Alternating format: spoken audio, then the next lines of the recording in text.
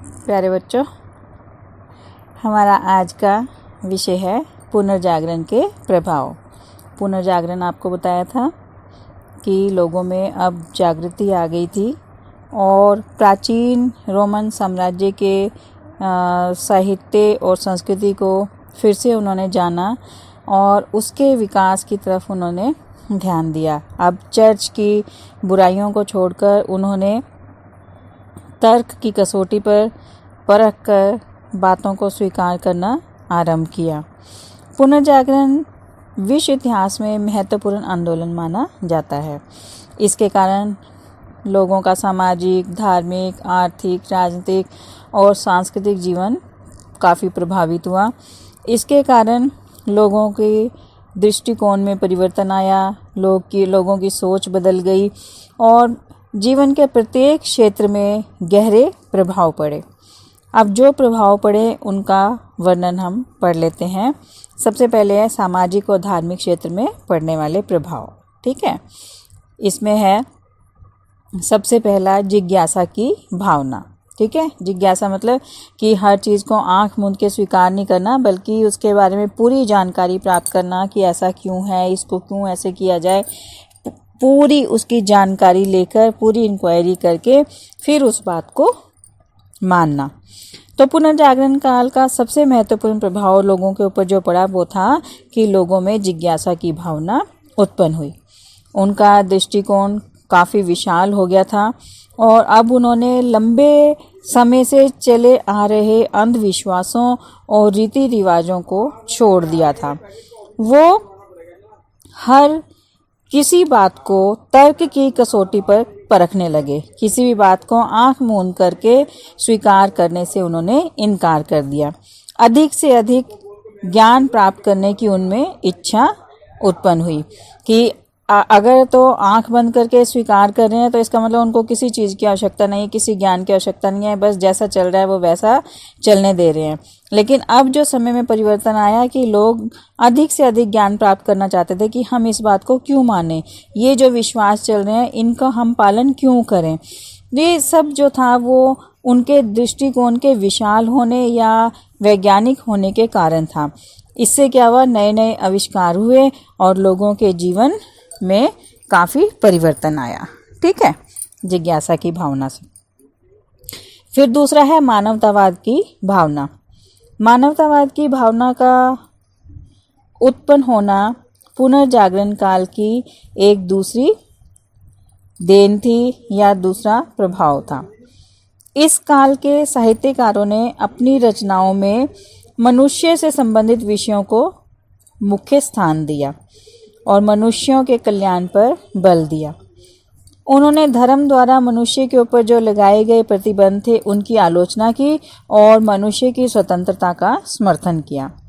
Petrarch, दांते, इरेस्मस उस काल के प्रसिद्ध मानवतावादी थे। मानवतावाद का मतलब क्या है कि हमें एक दूसरे के प्रति सहानुभूतिपूर्ण व्यवहार करना चाहिए। ये नहीं कि सिर्फ धर्म में जो बातें बताई गई अंधाधुंध हम उन बातों को स्वीकार करते रहें और अपने आसपास के लोगों के बारे में हमें कोई जानकारी नहीं है। चर्च ने कहा कि दान दो, तो हम दान दे रहे हैं, लेकिन हमारे आसपास में कुछ भूखे लोग बैठे हैं, कुछ दरिद्र हैं, कुछ सर्दी में ठंड से पीड़ित हैं, लेकिन हम उनकी मदद नहीं कर रहे हैं। हमारे अंदर मानवतावाद की भावना नहीं है। हम सिर्फ चर्च के द्वारा कहा गया है कि हमें दान करना है तो हम चर्च में दान करें, जबकि चर्च के पास इतनी संपत्ति जो थी वो एकत्रित हो गई थी। तो अब जो समय था पुनर्जागरण काल, उसमें ऐसे अंधविश्वासों को या आंख बंद करके बात मानने पर प्रतिबंध लगाया गया कि इन बातों को मानने से पहले उनके बारे में पूरा ज्ञान प्राप्त करना चाहिए। तो लोगों का दृष्टिकोण विशाल हो गया था, तो उन्होंने भी अब इन अंधविश्वासों को मानने से इनकार कर दिया और तर्क की कसौटी पर परख कर उन्होंने हर चीज़ को स्वीकार करना शुरू किया। इससे उनमें मानवतावाद की भावना का विकास हुआ और उन्होंने मनुष्य की स्वतंत्रता और मनुष्य के कल्याण पर बल देना शुरू किया। तीसरा, स्त्रियों की स्थिति में सुधार। पुनर्जागरण से पहले और उससे पहले भी हमने देखा है कि स्त्रियों की स्थिति जो थी वो ज़्यादा अच्छी नहीं थी, लेकिन मध्यकाल में तो स्त्रियों की स्थिति बहुत ही दयनीय हो गई थी। उन्हें समाज में कोई भी स्थान प्राप्त नहीं था, ना उनको संपत्ति का अधिकार था, ना उनको पुरुषों के समान अधिकार प्राप्त थे। उनकी जो स्थिति थी वो बहुत ही दयनीय थी। लेकिन पुनर्जागरण काल में स्त्रियों की स्थिति में सुधार आया और उनको पुरुषों के समान स्थान प्राप्त हुआ, जिससे क्या हुआ, उनमें एक नई जागृति उत्पन्न हुई। उनको शिक्षा ग्रहण करने का अधिकार भी दिया गया और साहित्य के अध्ययन करने से उनका भी दृष्टिकोण विशाल हो गया।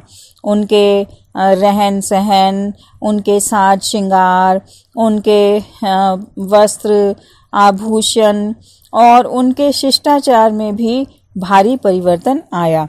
अब अपने सौंदर्य को बढ़ाने के लिए उन्होंने सुंदर सुंदर वस्त्र पहनने शुरू कर दिए और सौंदर्य प्रसाधनों का भी उपयोग करना शुरू कर दिया। मतलब घर की चार दीवारी में ऐसे रहने की अपेक्षा उन्होंने अपने आप को सजना संवरना और बाहर निकलना और आकर्षित दिखने के प्रयास करने शुरू किए। नारी सौंदर्य इस काल के साहित्यकारों और चित्रकारों का भी प्रमुख विषय बन गया। जो लंबे समय से स्त्रियां घर की चार दीवारी में रहती थी उनको कोई नहीं पूछता था, लेकिन अब जो पुनर्जागरण काल था उसमें स्त्रियों के सौंदर्य को चित्रकारों और साहित्यकारों ने भी प्रमुख स्थान दिया और साहित्य की रचना नारी सौंदर्य पर और चित्रकारों द्वारा चित्रों की रचना नारी सौंदर्य पर की जाने लगी। फिर है नैतिकता का पतन। पुनर्जागरण काल में अगर कुछ अच्छे कार्य हुए तो उसका बुरा प्रभाव भी पड़ा। वो बुरा प्रभाव क्या था कि लोगों की नैतिकता का पतन हो गया। उससे पहले क्या होता था, पुनर्जागरण काल से लोग धार्मिक होते थे, हर धर्म से संबंधित कार्य वो आंख मूंद कर करते थे और उसे अपना धर्म समझते थे। लेकिन अब क्या हुआ, लोग भौतिकवादी बन गए, लोगों के पास धन एकत्रित हो गया और इस धन के द्वारा उन्होंने विलासी जीवन व्यतीत करना शुरू कर दिया। व्यापारियों और दुकानदारों ने उचित और अनुचित ढंग से पैसा कमाना शुरू कर दिया। किसी को भी धोखा देने से वो कोई परहेज नहीं करते थे। पहले चर्च के द्वारा कहा जाता था कि जो ब्याज है वो नहीं लेना चाहिए, ब्याज नहीं देना चाहिए, सूद नहीं लेना चाहिए। लेकिन अब जो व्यापारी थे उन्होंने कहा कि धन कमाने के लिए हर तरीका अपनाना चाहिए। तो इससे उन्होंने क्या किया, वो कैसे भी किसी भी तरीके से, चाहे उचित है या अनुचित है, अधिक से अधिक धन कमाने लगे। और अगर धन कमाने के लिए किसी को धोखा भी देना पड़े तो उसमें भी उनको कोई परहेज नहीं था और इससे उनके पास बहुत धन अधिक एकत्रित हो गया और इस धन से उन्होंने विलासिता का जीवन व्यतीत करना शुरू कर दिया। अब इस समय में चोरी, डकैती, हत्या, झूठ बोलना, निंदा करना, ये कार्य बहुत ज़्यादा बढ़ गए। और इसके साथ साथ ना सिर्फ जो आम जन थे, जन साधारण लोग थे, बल्कि पादरी जो थे पवित्र जीवन व्यतीत करते थे और लोगों को भी पवित्र जीवन व्यतीत करने का संदेश देते थे, वो भी इसके अधीन आ गए और वो भी भ्रष्ट और चरित्रहीन हो गए। फिर उसके बाद है चर्च के महत्व में कमी। पुनर्जागरण के कारण लोगों का दृष्टिकोण विशाल हो गया था। अब वो आंख मूंदकर चर्च पर विश्वास नहीं करते थे। इसके कारण चर्च की प्रतिष्ठा को गहरा आघात पहुंचा और विज्ञान में हुए नए नए आविष्कारों के कारण लोगों में तर्कशीलता की भावना पैदा हुई। तर्कशीलता की भावना मतलब कि हाँ, हर चीज़ की पूर्ण जानकारी प्राप्त करना, क्या, क्यों, कब, कहाँ, कैसे, हर चीज़ के बारे में पूर्ण जानकारी प्राप्त करने की भावना, जिसे तर्कशीलता कहा जाता है, पैदा हुई। अब उन्होंने खोखले रीति रिवाजों और अंधविश्वासों को मानने से इनकार कर दिया और अब चर्च की बुराइयां लोगों के सामने आने लगी और चर्च का महत्व कम होने लगा। पहले जो चर्च एक सीधी सादी संस्था थी, अब उसमें भ्रष्टाचार फैल गया था धन की अधिकता के कारण। पादरी, बिशप, भिक्षु, भिक्षुनियाँ, उन्होंने भी अब अनैतिकता का जीवन व्यतीत करना शुरू कर दिया था। तो लोगों को अब समझ आने लग गया और लोगों ने चर्च के महत्व को मानने से इनकार कर दिया, उसके द्वारा बताई गई बातों को मानने से भी इनकार कर दिया। तो चर्च के महत्व में भी काफ़ी कमी आई। फिर उसके बाद है सांस्कृतिक प्रभाव। ठीक है, पहले हमने सामाजिक और धार्मिक पढ़े, अब हमारा है सांस्कृतिक प्रभाव। पुनर्जागरण का सांस्कृतिक क्षेत्र में क्या प्रभाव पड़ा। ठीक है, सबसे पहला है साहित्य का विकास। पुनर्जागरण के कारण साहित्य के क्षेत्र में भी विकास हुआ। इस विकास के कारण बहुत सी नई नई पुस्तकों की रचना की गई।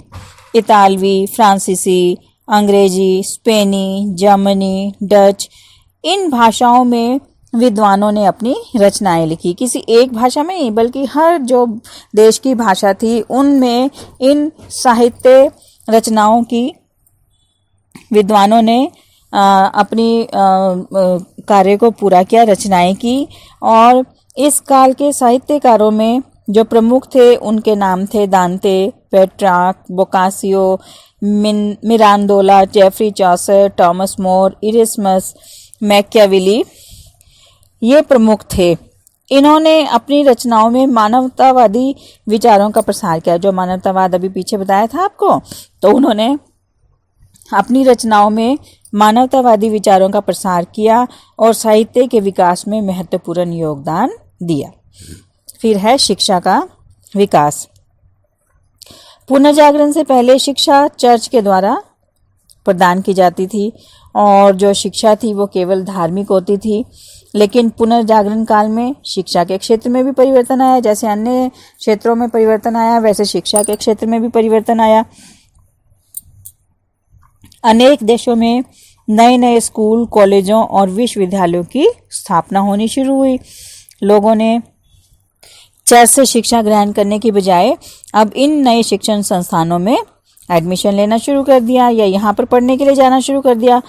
इसके कारण आधुनिक शिक्षा का विकास हुआ और इस साथ साथ छापे खाने का आविष्कार होने से लोगों को अब अधिक से अधिक, शीघ्रता से शीघ्रता और सस्ती से सस्ती पुस्तकें प्राप्त होने लगी। मतलब कि सस्ती पुस्तकें शीघ्रतम और बहुत ज़्यादा मात्रा में प्राप्त होने लगी। और चर्च में जो शिक्षा दी जाती थी, जैसे आपको पहले बताया कि सिर्फ धर्म से संबंधित होती थी, लेकिन जो ये नए शिक्षण संस्थान थे इनमें प्रत्येक विषय पर शिक्षा दी जाती थी। बहुत से विषय थे जिनमें शिक्षा दी जाती थी, जिनमें से प्रमुख थे गणित, भूगोल, भौतिक विज्ञान, रसायन विज्ञान, राजनीति शास्त्र, इतिहास, चित्रकला, संगीत। ये विषय थे। इन पर तो लोगों को लगने लगा कि बहुत से विषय हैं पढ़ने के लिए, सिर्फ धर्म ही नहीं, तो इसलिए उन्होंने इन शिक्षण संस्थानों में एडमिशन लिया और साथ ही इन सभी विषयों की उन्होंने शिक्षा ग्रहण करनी शुरू की। फिर है ललित कलाओं का विकास।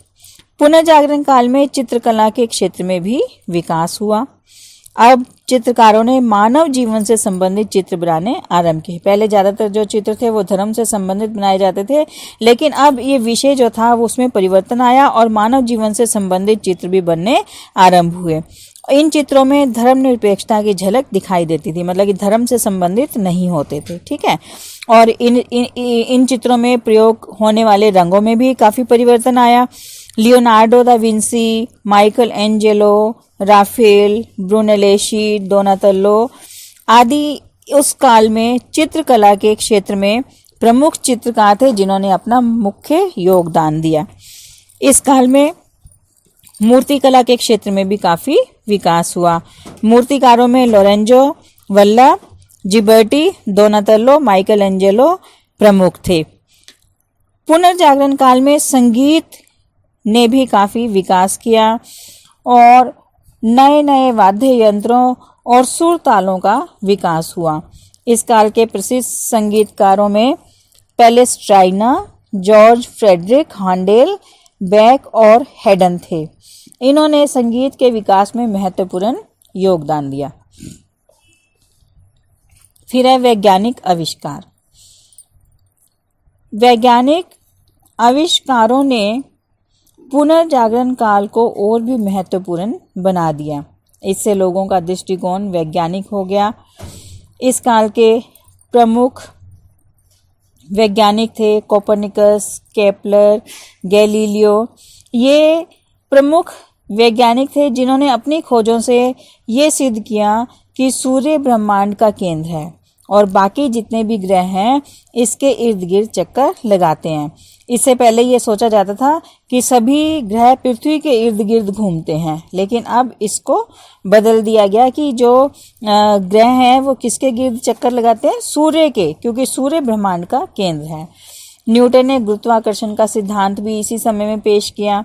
छापाखाना, गोला बारूद और कंपास इत्यादि का आविष्कार भी इसी समय में हुआ, जिससे मानव जीवन का बहुत ज़्यादा विकास हुआ और मानव जीवन बहुत अधिक प्रभावित हुआ। ठीक है, फिर है भौगोलिक खोजें। इस काल में बहुत सी भौगोलिक खोजें हुई जिसने नए युग को जन्म दिया। इस काल में बहुत से देशों के नाविकों ने समुद्री यात्राएं की और नए नए समुद्री मार्गों की खोज की, जिनमें से प्रमुख थे Columbus, Vasco da Gama, Magellan, Cabot, Labrador. ये प्रमुख नाविक थे। इन्होंने अमेरिका, भारत, कनाडा, अफ्रीका और चीन आदि देशों में पहुंचने के लिए नए नए समुद्री मार्गों की खोज की। इन भौगोलिक खोजों के कारण ही यूरोपीय देशों के व्यापार में वृद्धि हुई और इससे उपनिवेशवाद को प्रोत्साहन मिला। उपनिवेशवाद के अंतर्गत बहुत से बड़े बड़े देशों ने अन्य जो नए नए खोजे गए छोटे देश थे उनको अपना गुलाम बनाया और उनके संसाधनों के द्वारा उन्होंने काफ़ी समृद्धि प्राप्त की। ये हो गया सांस्कृतिक प्रभाव। अब अगला है आपका आर्थिक प्रभाव। पुनर्जागरण के आर्थिक क्षेत्र में क्या प्रभाव पड़े। तो सबसे पहला है इसमें व्यापार और वाणिज्य का विकास। पुनर्जागरण से पहले लोग धार्मिक विचारों में अधिक विश्वास करते थे, लेकिन अब परिवर्तन आया और वो तर्कशील और भौतिकवादी बन गए। उन्होंने अपना परलोक सुधारने की अपेक्षा इहलोक या वर्तमान जीवन को सुखी बनाने, आनंदपूर्ण बनाने, इसका आनंद लेने की ओर ज़्यादा ध्यान दिया। पहले के जो लोग थे वो इहलोक की अपेक्षा परलोक की चिंता करते थे। जो जीवन चल रहा है, जो वर्तमान जीवन है, उसमें उनको कुछ नहीं था दिलचस्पी। बस आने वाला जो जीवन है, परलोक जो है, अगला जीवन जो है वो सुखी बन जाए, तो उसके लिए ऐसे कार्य करते थे कि दान दो और चर्च में दान देकर चर्च के नियमों का पालन करो। लेकिन अब जो लोग थे तर्कशील हो गए, तो उन्होंने आंख मूंद कर इन बातों को मानने से इनकार कर दिया और उन्होंने वर्तमान जीवन को सुखी बनाने की तरफ ज़्यादा ध्यान देना शुरू किया।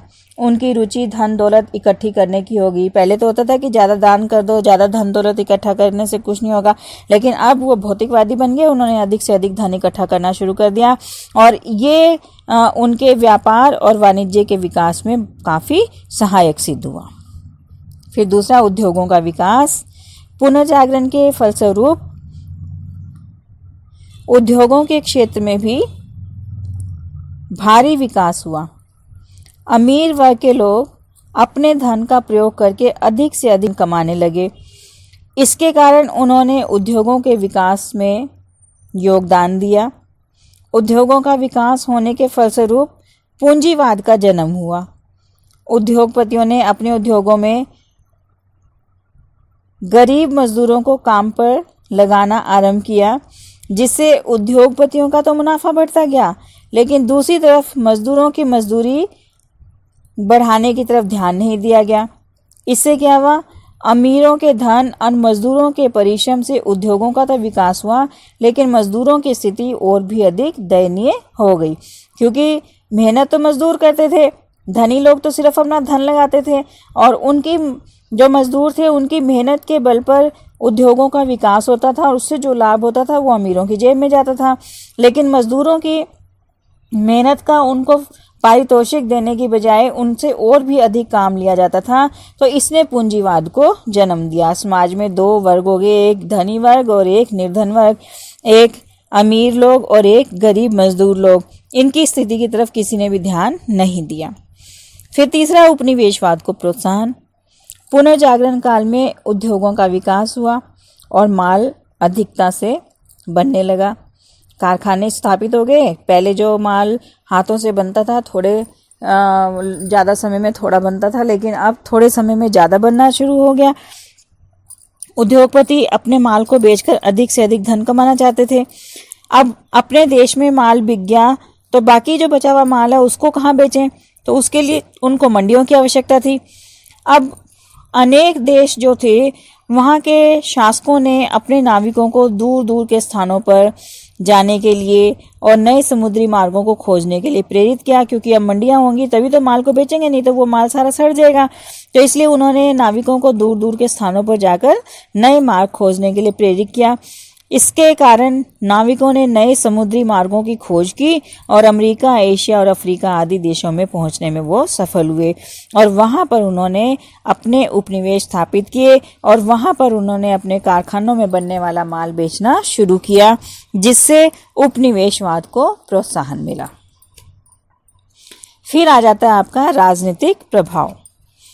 पुनर्जागरण के राजनीतिक क्षेत्र में क्या प्रभाव पड़े, तो इसमें हम सबसे पहले पढ़ेंगे प्रबल राजतंत्र का उदय। पुनर्जागरण काल में साहित्य के विकास के कारण लोगों में राजनीतिक विचारों का ज्ञान आया और उसमें परिवर्तन भी आया।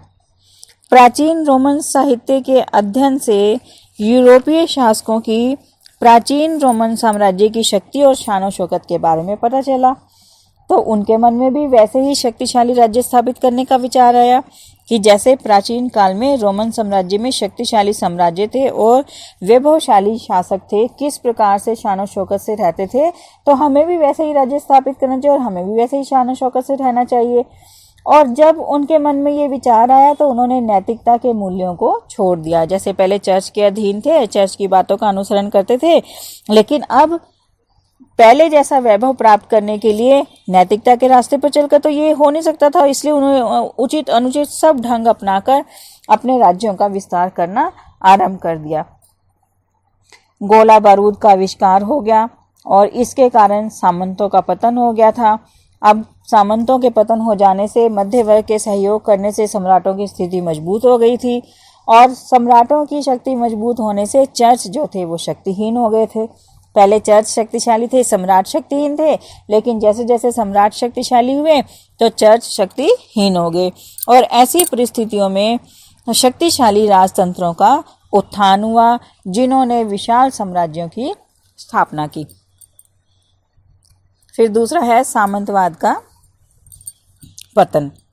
मध्यकाल में सामंतवाद का प्रचलन था। सामंत शक्तिशाली थे, उनके पास सैनिक टुकड़ियां होती थी, वो अपना न्यायालय लगाते थे, अपने नाम से सिक्के जारी कर सकते थे, युद्ध कर सकते थे, संधि कर सकते थे, मतलब कि बहुत ज़्यादा शक्तिशाली थे। उनके अपनी सैनिक टुकड़ी होती थी, तो सम्राट को भी सेना के लिए सामंतों के ऊपर निर्भर करना पड़ता था। लेकिन गोला बारूद के आविष्कार हो जाने से अब स्थितियों में परिवर्तन आ गया। इनके कारण जो शासक थे वो शक्तिशाली हो गए और सामंतों के ऊपर निर्भरता उनकी समाप्त हो गई।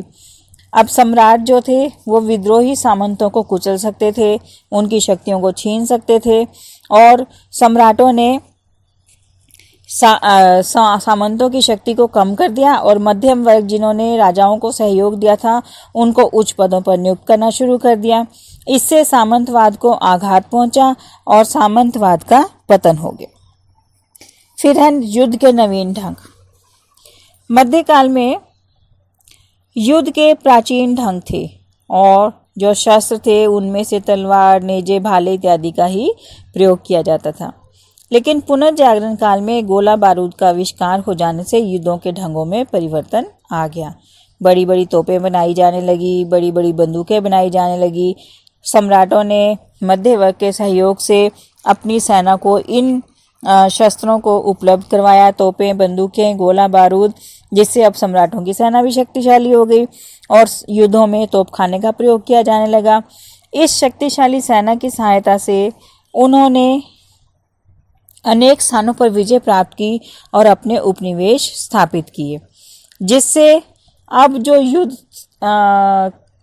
नीति थी उसमें परिवर्तन आया और शासकों के शक्तिशाली सेना होने से अब उनको नए नए क्षेत्रों को विजित करने, उन पर अधिकार करने में कोई भी उनको रोक नहीं सकता था। तो इससे उपनिवेशवाद को प्रोत्साहन मिला और नए नए क्षेत्रों पर उन्होंने अपना अधिकार स्थापित किया। तो हम कह सकते हैं कि पुनर्जागरण जो था उसने इस काल में मनुष्य के जीवन के प्रत्येक पहलू को प्रभावित किया, चाहे वो सामाजिक था, चाहे धार्मिक, चाहे आर्थिक, चाहे सांस्कृतिक और चाहे राजनीतिक क्षेत्र था, उस पर इसके गहरे प्रभाव पड़े। धन्यवाद।